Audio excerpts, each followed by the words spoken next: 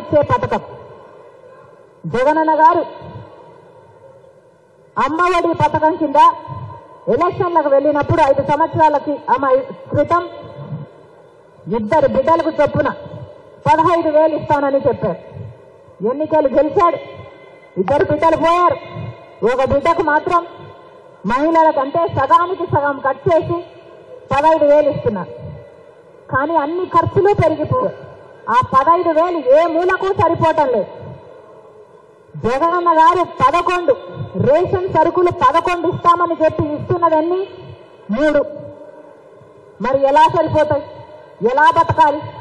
ఇస్తున్నదేమో 15,000, కానీ ఖర్చులేమో భయంకరంగా పెరిగిపోయాయి. కరెంటు ఛార్జీలు 7 సార్లు పెంచాడు జగనన్న గారు. ఆర్టీసీ ఛార్జీలు పెరిగాయి. గ్యాస్ ఏది తీసుకున్నా ధరలైతే ఆకాశాన్ని అంటుతున్నాయి. ఇటువంటి పరిస్థితుల్లో కాంగ్రెస్ పార్టీ ఆలోచన చేసి అద్భుతమైన పథకాన్ని ప్రవేశపెట్టింది. ప్రతి నిరుపేద కుటుంబానికి 1,00,000 రూపాయలు ప్రతి సంవత్సరం ఇచ్చే పథకం. అది కూడా ఇంటి మహిళకు. ఆ ఇంటి ఒక మహిళకు, ఏ మహిళ అయితే ఆ ఇంటి పెద్దగా ఉంటారో, ఒక భార్య కానీ తల్లి కానీ ఎన్ని త్యాగాలు చేస్తుందో ఆ కుటుంబం కోసం ఆ మహిళకే తెలుసు. త్యాగాలు చేసినందుకు ఆ మహిళకు ఎవరూ కిరీటాలు పెట్టారు, అయినా త్యాగాలు చేస్తుంది. ఎందుకంటే తన కుటుంబం కాబట్టి. అలాంటి మహిళకు భరోసా కల్పించేందుకే ఆ ఇంటి ఖర్చుల కోసం ప్రతి నెల దాదాపు 8,500 రూపాయలు ఇచ్చే పథకం, 1,00,000 రూపాయలు సంవత్సరానికి ఇచ్చే పథకం మహిళా మహాలక్ష్మి. ఇది 2వ పథకం. 3వ పథకం రైతుల కోసం. రాజశేఖర రెడ్డి గారు ఉన్నప్పుడు రైతులకు రుణమాఫీ చేశారు. ఆ తర్వాత ఎప్పుడైనా అయిందా? కాలేదు.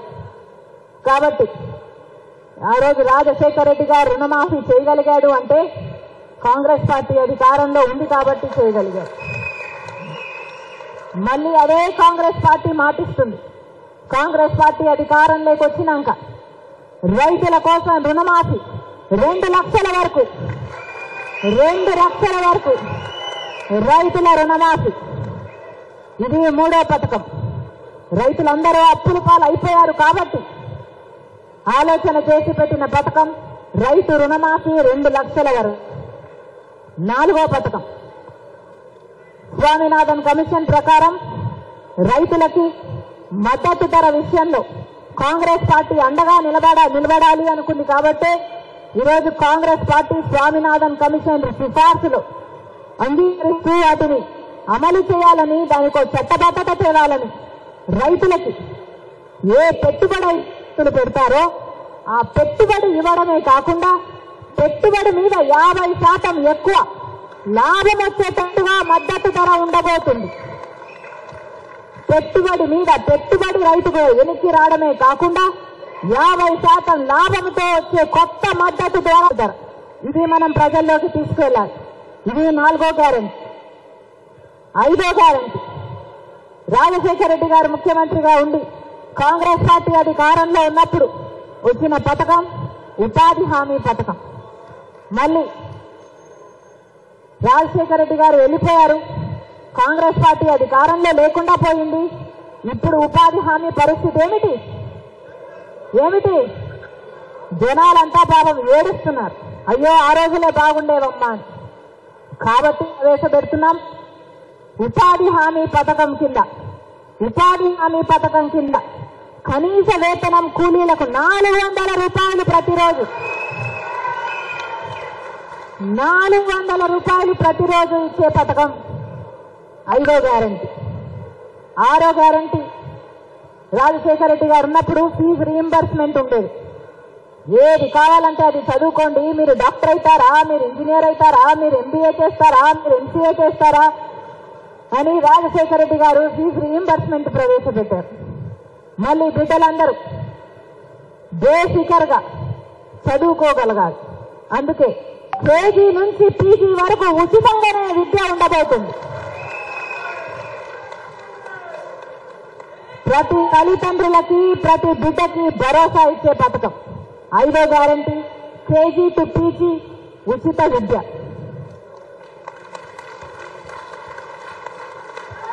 6వది 7వ గ్యారంటీ ఉద్యోగాలు. రాహుల్ గాంధీ గారు నిన్న చెప్పారు 30 లక్షల ఉద్యోగాలు. కాంగ్రెస్ పార్టీ కేంద్రంలో అధికారంలోకి వస్తే ఖాళీగా ఉన్న ప్రభుత్వ ఉద్యోగాలు 30 లక్షల ఉద్యోగాలను భర్తీ చేస్తుంది కాంగ్రెస్ పార్టీ. అంతేకాదు రాష్ట్రంలో కూడా దాదాపు 2,25,000 ఉద్యోగాలు ఖాళీగా ఉన్నాయి.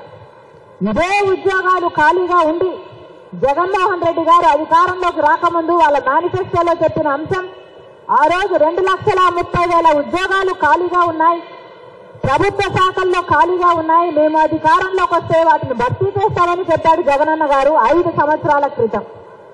ఆ ఉద్యోగాలు ఈ రోజు వరకు కూడా భర్తీ కాలేదు. ఆ 2,30,000 ఉద్యోగాలు ఈ రోజు 2,25,000 ఉద్యోగాలు ఈ రోజు వరకు కూడా ఖాళీగానే ఉన్నాయి. అవి కాంగ్రెస్ పార్టీ భర్తీ చేస్తుంది. 2,25,000 ఉద్యోగాలు మొట్టమొదటి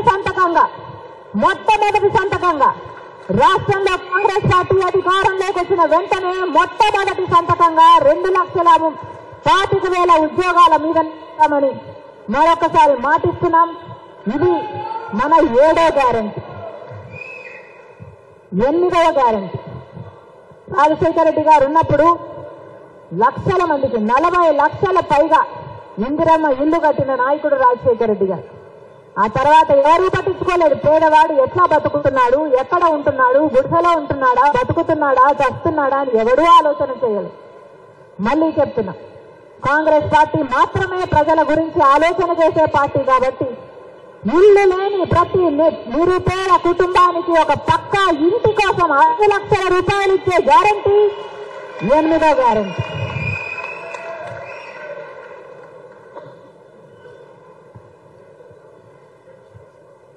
ఆఖరి గ్యారంటీ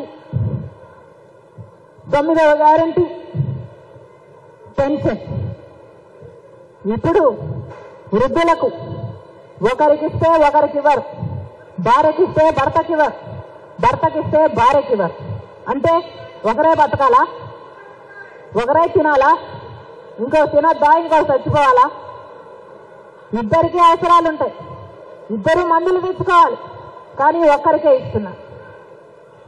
అలా కాకుండా రాజశేఖర రెడ్డి గారు శాచ్యురేషన్ పద్ధతుల్లో ఎలాగైతే అర్హులైన ప్రతి ఒక్కరికి ఇచ్చాడు, కాంగ్రెస్ పార్టీ మాటిస్తుంది అర్హులైన ప్రతి ఒక్కరికి, భార్యకైనా భర్తకైనా, వృద్ధులందరికీ, వితంతులందరికీ 4,000 రూపాయలు పెన్షన్ ప్రతి నెల, వికలాంగులకు 6,000 రూపాయలు ఇచ్చే గ్యారంటీ 9వ గ్యారంటీ.